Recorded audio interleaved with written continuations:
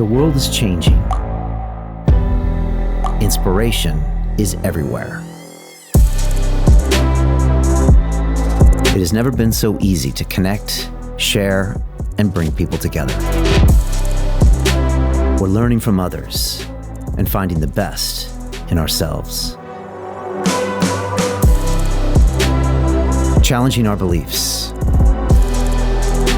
Sharing our vulnerability. Overcoming our fears. Transforming ourselves so we can transform the world.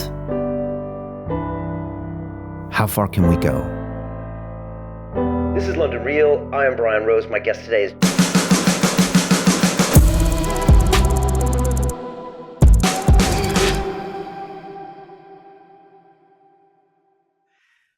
This is London Real. I am Brian Rose. My guest today is G. Edward Griffin, the author, filmmaker, and researcher. You are the founder of Freedom Force International and the creator of the Red Pill University, with the mission to popularize a global coalition for the victory of individualism over collectivism and liberty over tyranny.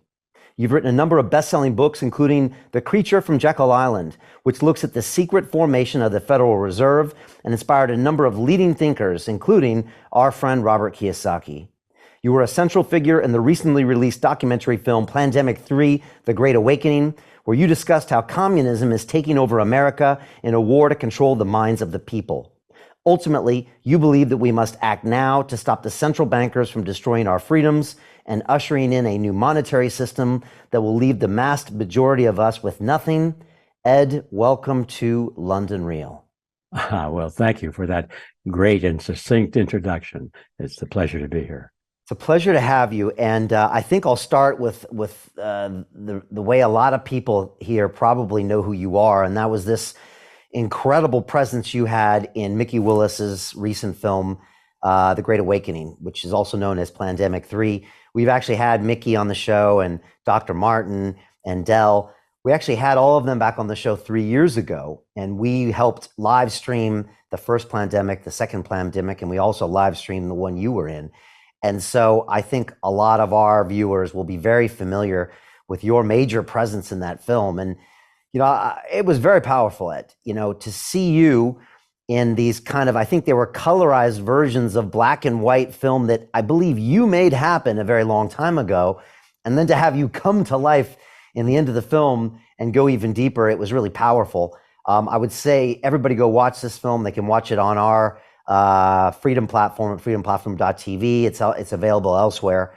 But can you tell me a little bit about the film, some of the things you were talking about, and just what people can expect if they haven't yet seen it? Well, you're talking about the recent film, but not the old ones. Yeah, well, maybe both, because a lot of those old ones are featured, you know. Yeah, I think to understand the current one, you have to understand those old ones, because that's really my origin. That's my roots. I caught fire. I discovered what the world was really like about 1960.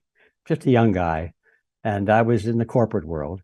I had gone to school. I thought I was going to be into communications and acting and all that sort of thing. I went to school to have fun, you know, like a lot of people do.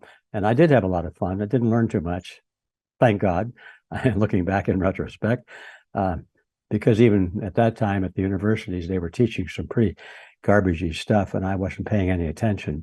But anyway, I was having fun. I thought I'd be going to radio and television, and I did work in a television station, and I had my own radio shows and all that as a young guy.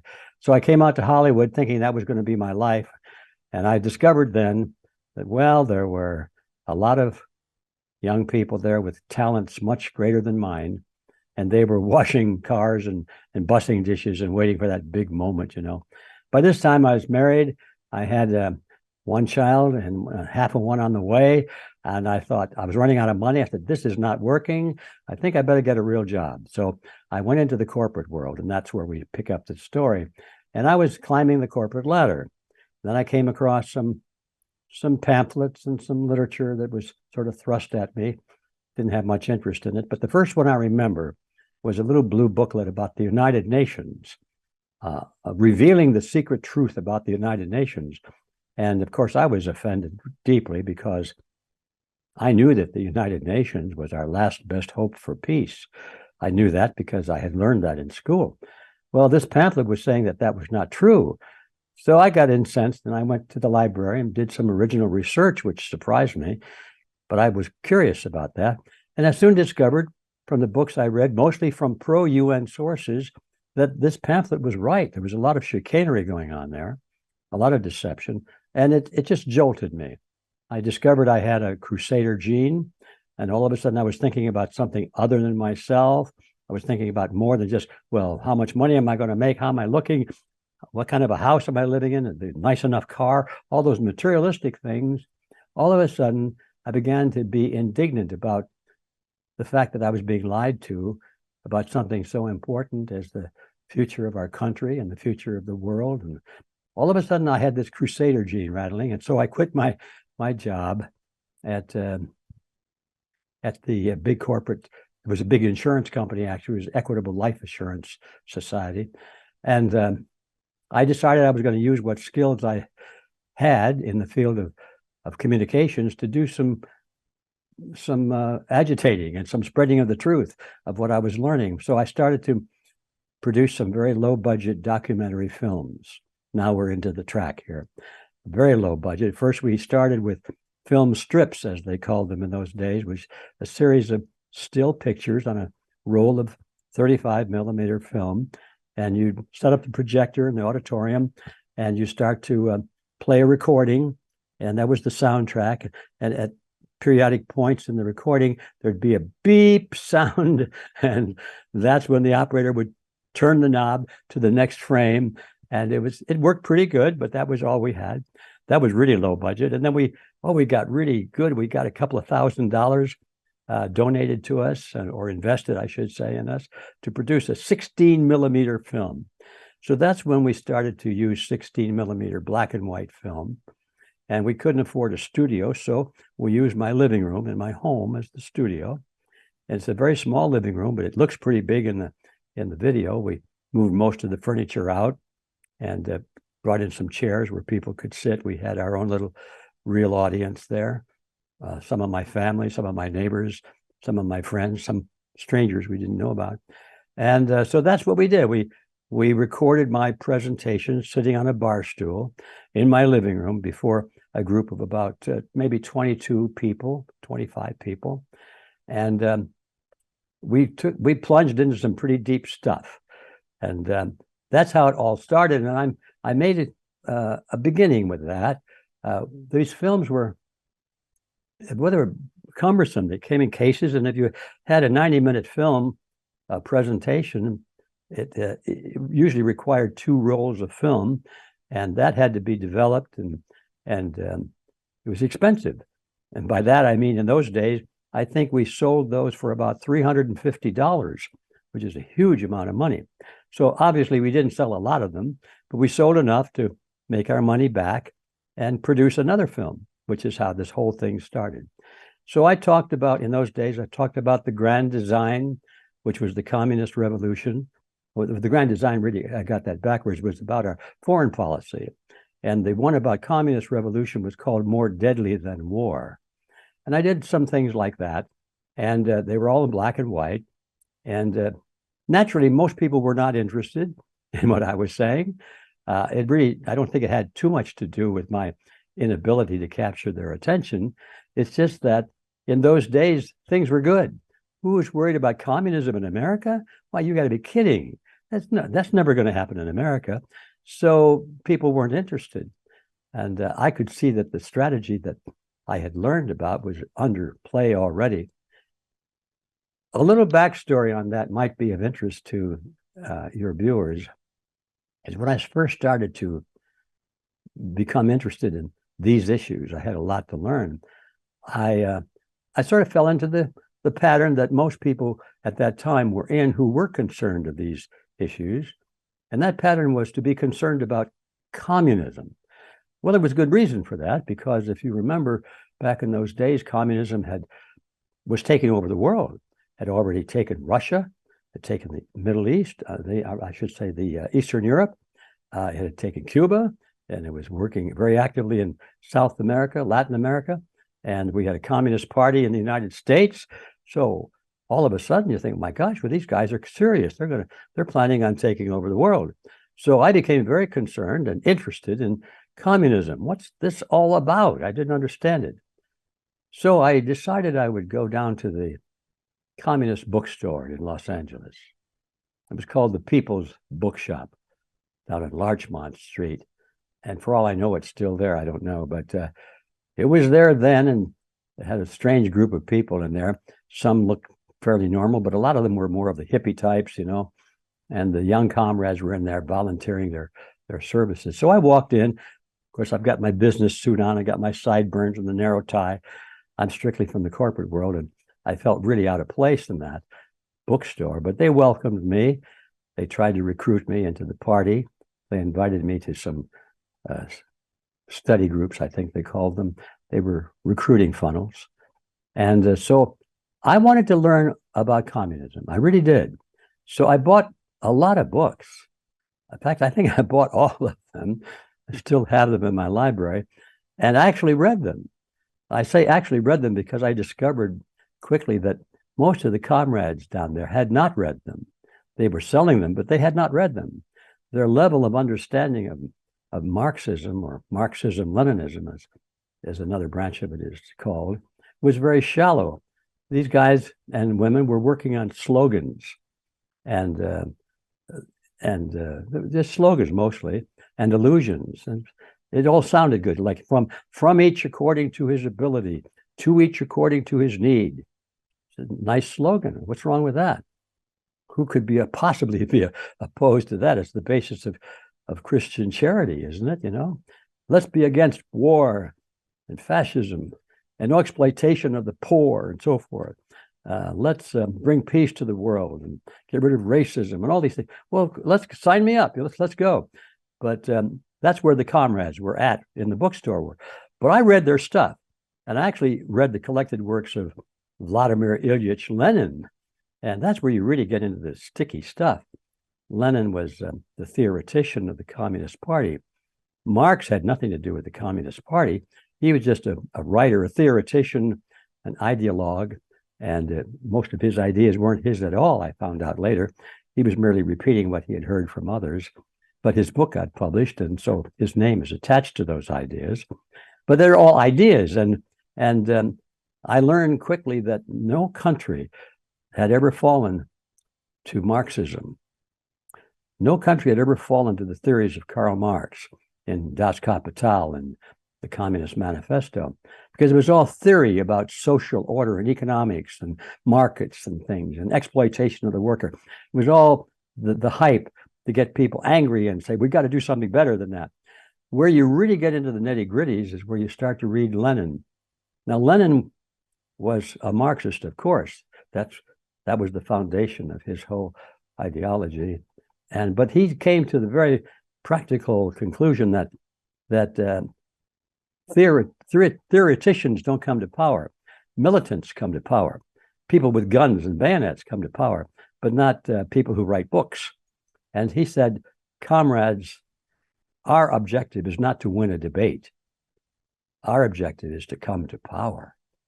And so he formed the Communist Party and developed strategies and tactics, not to win debates or to win the hearts and the minds of the people, but to come to power. And that's where you really learn about what we're up against. Because his theme, although he was a prolific writer and wrote many, many, many essays, there was a theme that ran through almost all of them. And it went something like this. He would say, comrades, if we are trying to take over a country, and the country has a strong tradition of the culture that's different from ours, and they're strongly nationalistic, and they like their traditions, do we go into them and say, everybody, let's become internationalists and throw off your traditions and adopt communism? And he said, of course not. Don't be silly. Why, they would never do that. So what we must do is go in and say, we love these traditions. We are nationalists. We hate communists. We are anti-communists. We want to fight against communism. He said, then they will like us. Then they will support us. Then they will follow us. They will make us their leaders. And then when we become their leaders, we can betray them. And then he said, we don't have to win debates then, because if anyone disagrees with us, we shoot them. Now that in a nutshell is Lenin. And if people don't understand that, they don't understand what they're up against, because that's what the world really is being driven by. It's not communism or Marxism or socialism. It's being driven by Leninism, which is coming to power by any means whatsoever. So that's what I did. Brian, I got into all of that stuff. And you asked me, how did that happen? It just sort of one step after the other, just exploring and learning. And each step I took, and at every level of enlightenment that I was able to achieve, I became more enraged, more alarmed, more determined to get the word out about it. And it's just the pattern of my life ever since then. It's been pretty much the same, except for the fact that in those days, I had no idea how deep and how huge this topic was. Each time I learned something, I think, well, now I got it. And then I discover a month later, well, no, that was just the beginning. There's something else to learn. And that process is still going on. Wow. And so go ahead. I think that's enough. That probably answers your question. No, that was fantastic. So first of all, I have a soft spot for independent media because 12 years ago, I started this program. And at the time I had YouTube, which I've struggled with for censorship recently, but we'll talk about that later. But the fact that you were able to create your own media, back in the 60s, by any means necessary with these various tools and using your living room and, barely scraping by to get the money to do it. I mean, I find that really inspiring. And obviously a lot of that was used in the Great Awakening. Fast forward 60 years ahead, why is this message relevant today? Because it clearly is, because it was a big part of that film. Why do people need to know about this today, especially in America? Well, I think that's almost self-evident that what I was talking about back in the 60s was more in terms of, hey, everybody, if we don't stop this process, something really bad is going to happen in the future. Look over there. Don't you see those storm clouds on the horizon over there? They could come here. So that was then. And that's why most people weren't interested, because now those storm clouds are little ones and they're way away. They're not going to come over here. So now why is it relevant today is because now the storm clouds are overhead and the lightning bolts are shooting down around our bodies right now. It's here. So nobody can be so complacent anymore. And I seldom hear people say, well, that could never happen here in America, because it is happening. And it's pretty clear that we're coming to the final stages. The window of opportunity to avoid the total collapse and calamity of society and civilization, literally, is closing. The time span is narrowing. We have to act now. So even the most willfully blind person to these things has to admit that it's happening, and it's going to affect their lives very negatively if they don't do something about it. Yeah, it's interesting. So I went to Boston to go to school, and I graduated in '93. And I went back to Boston last year because my daughter is going to school there, and she just visited over the summer. And I kind of asked her in passing, I'm like, are people really talking about communism there? And she's like, yeah, the students talk about it seriously, like it's a viable option. And that wasn't happening in my school in '93.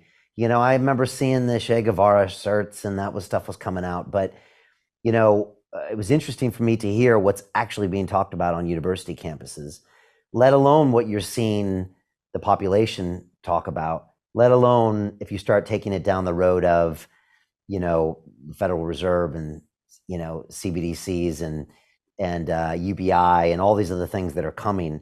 What are the things that you're seeing that shows that there are a part of the population that is really trying to go into socialism, which maybe then goes to communism?